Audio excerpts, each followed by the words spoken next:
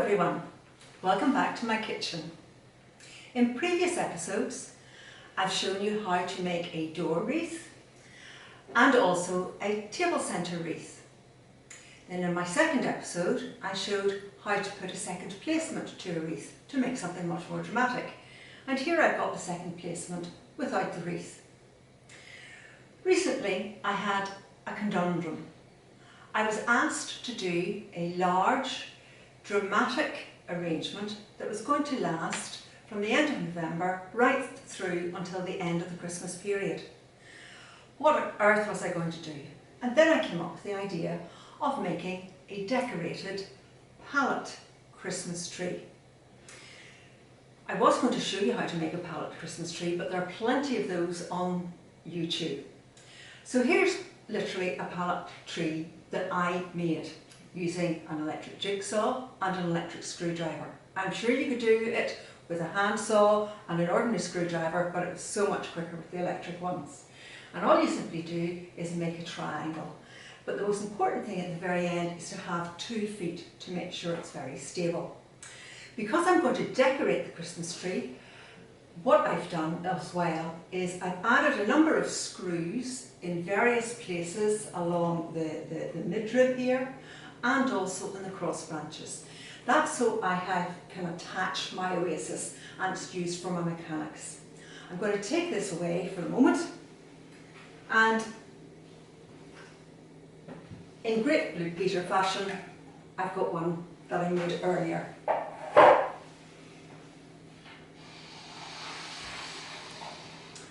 And here it is, nearly finished but not quite. So like the Christmas wreaths, I've just simply cut small bits of foliage and placed it into the oasis. Now the other issue is, how do I get the oasis to go onto the tree? And for that I have used these little oasis cages, and then I wired those onto the branches of the tree. You have to use cages because if you just simply wired oasis, the wire would just simply cut through the oasis. If you haven't got the cages, what you could use is the little orange nets from oranges, and that would keep your oasis together. I have got 4 of the little cages along the bottom, 3 in the next level, 2 and then 1. And again, what I've done is I've put lots of different foliage in here. I've got fluffy fir foliage, I have got smooth leaves of ivy, I've got the lime green leaves of the Choisya ternata, and then I've got rosette formations of skimmia, and I've also got a plant called Elaeagnus. And here's a branch of Elaeagnus. If you notice, it's a variegated plant, and on the back of the leaf it's a grey colour. So it can be used in both forms in flower arranging.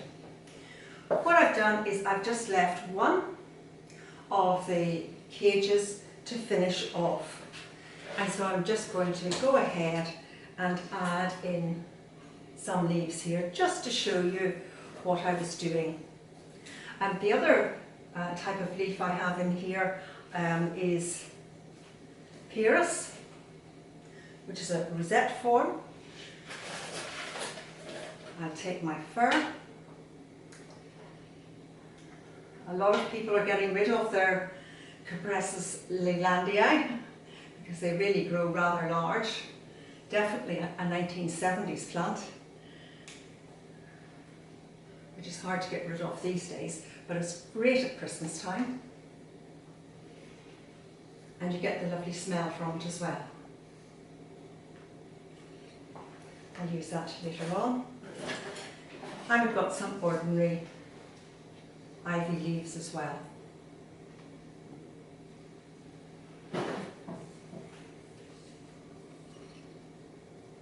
So I say this is just a similar sort of technique that we were using to make the wreaths. I have plans for the next video and I'm going to do a different technique. So do please keep watching till we see what that's going to be. So my tree is almost finished.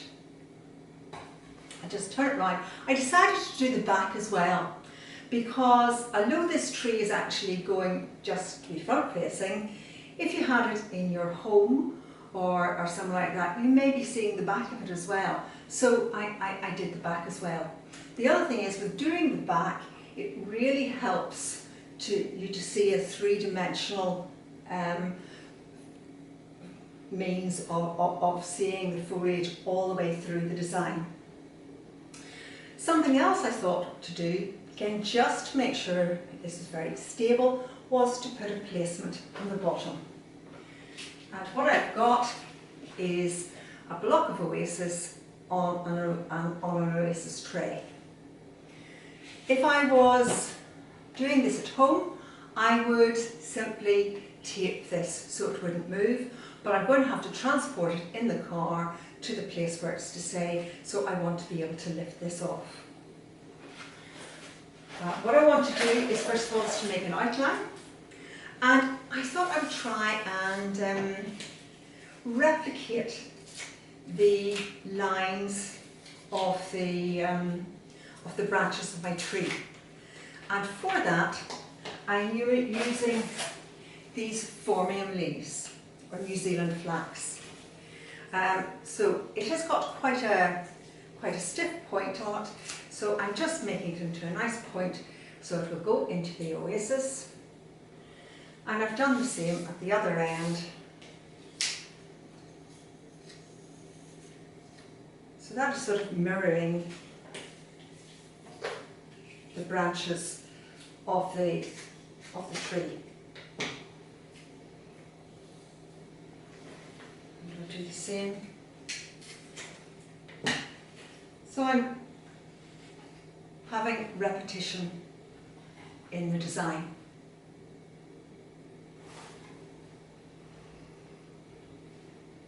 And I'll just do a few more because you can see that I'm changing the form of the plant by just simply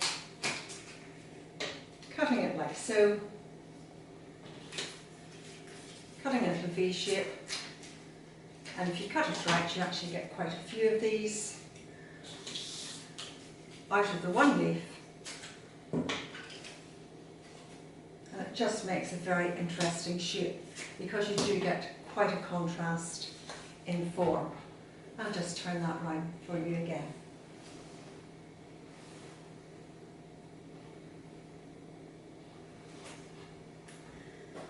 Okay, so we've got very smooth, straight stems, so I'm going to have something that has a bit of wiggle and jiggle in it. And so I'm using the compresses, which again is repeated from above. And the other thing I have is the noble fir.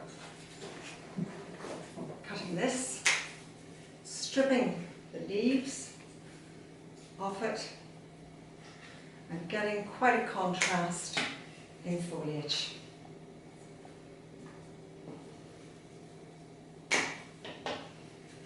For me, there's something about the smells of Christmas. I know I said that in my last video, but there really is.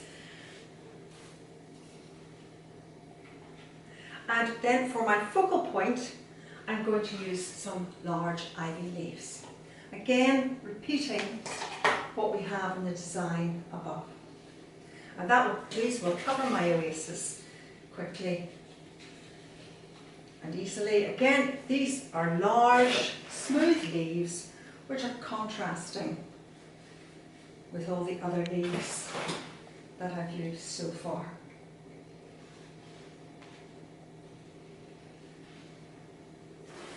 Because I've used some of the Pyrus above, I'm also going to bring this down below so that I've all my plant materials harmonising.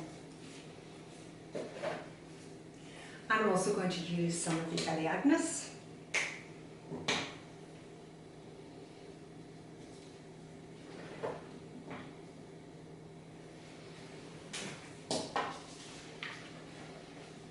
I'll just turn that round for you.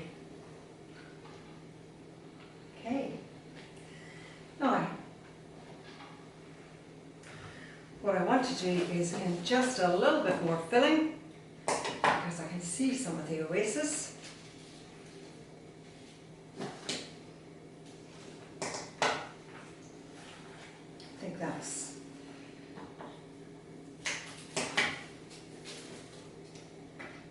just about us now. Okay, what I thought I would do is, I think that's, personally, I quite like that, but I thought I'd like to pretty it up and make it a little bit more dramatic. And so previously I have used oranges, but I sort of thought we'll make it into an apple tree. So I have wired some apple slices, and again I'm just going to dot these through the design.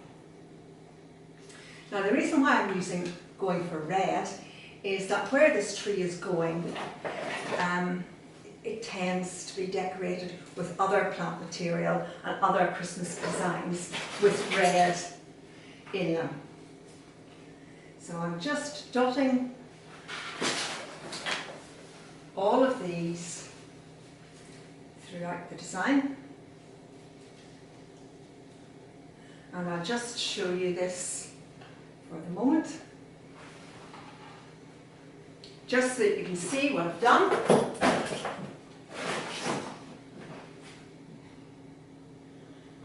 So I've missed the top two.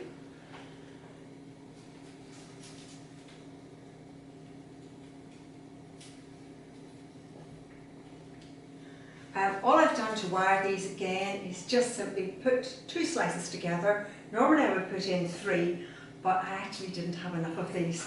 So I thought, right, okay, it will just have to be 2. And then for the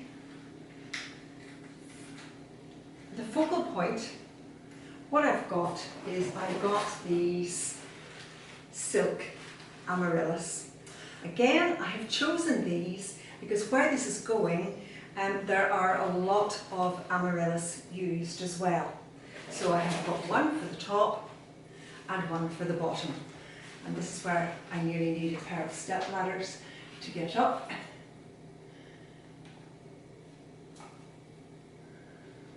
So that is the equivalent of my star at the top.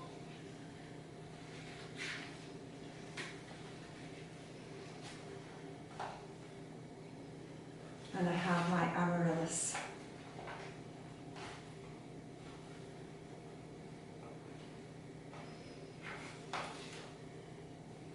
At the bottom.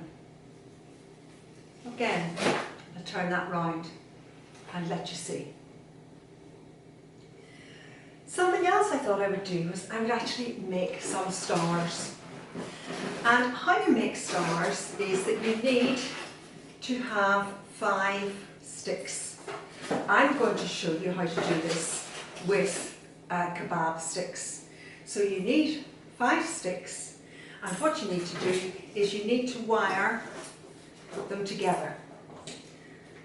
Okay, so I've wired 2, and then what you need to do is wire another one, opposite ends.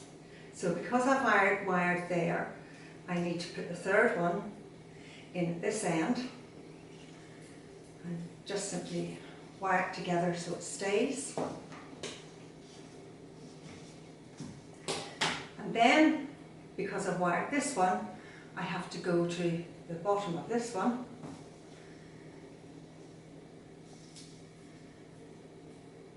and wire it together. If you use fresh twigs, then they'll be more malleable, and more malleable means that they'll have more movement to them. Okay, so what you need now is to start to think about your star shape.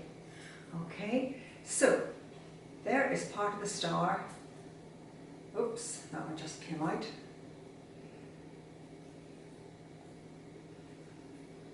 I'll pop it in again. Nope, I just have to redo that one.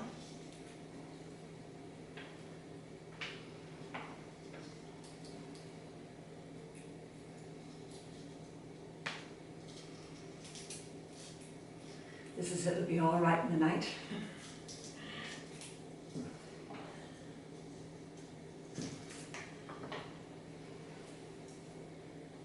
Okay, so there's my star shape.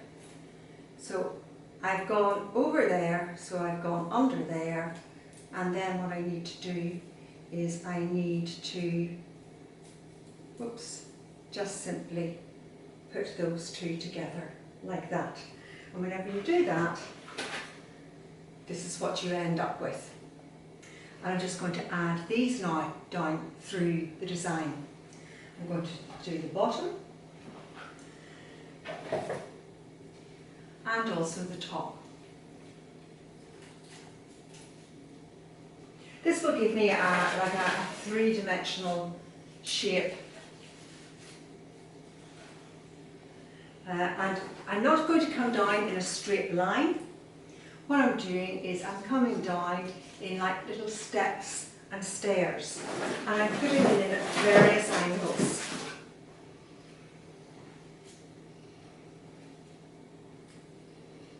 Except at the bottom I'm just going to put in another couple. And because I've done it at the top, I'm also doing it at the bottom of the design.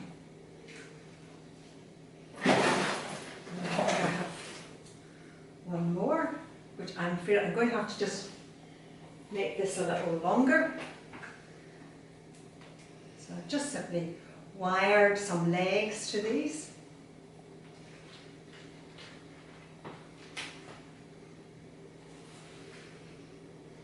And I'll turn that round. So, if I turn it round, there is my decorated Christmas tree, all ready to make a dramatic entrance somewhere, and it will last for a very long time, and realistically it cost very little except for some time to make, and it used all garden plant material, all natural materials apart from the silk amaryllis at the top and the bottom. Thank you for watching, and I'll see you again shortly for my next instalment.